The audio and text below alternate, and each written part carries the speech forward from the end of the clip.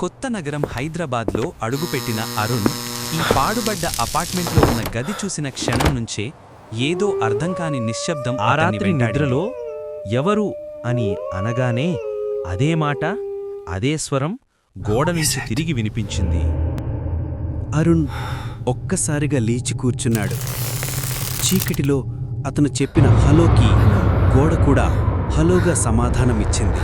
ఉదయం తనలో తానే చెప్పిన చిన్న మాటకైనా గోడే ప్రతిస్పందించింది. ఈ గది వినడమే కాదు, గమనిస్తుంది కూడా. సాయంత్రం అరుణ్ ఏమీ మాట్లాడకపోయినా గోడ మాత్రం చెప్పింది, నీకు భయం వేస్తోంది. ఇప్పుడు అది అతని మనసునే చదువుతోంది. అరుణ్ అడిగిన ప్రశ్న నువ్వెవరు? కాసేపటి నిశ్శబ్దం తర్వాత గోడ నుంచి విరిగిన గొంతు వినిపించింది. నేను ఈ గదిలో చనిపోయిన వాడిని. తలుపు తెరవడానికి ప్రయత్నించిన అరుణ్ బయటకు పోవలేకపోయాడు. వెనుక నేలపై ఒక తలలేని నీడ అతని వైపు చేరుతోంది.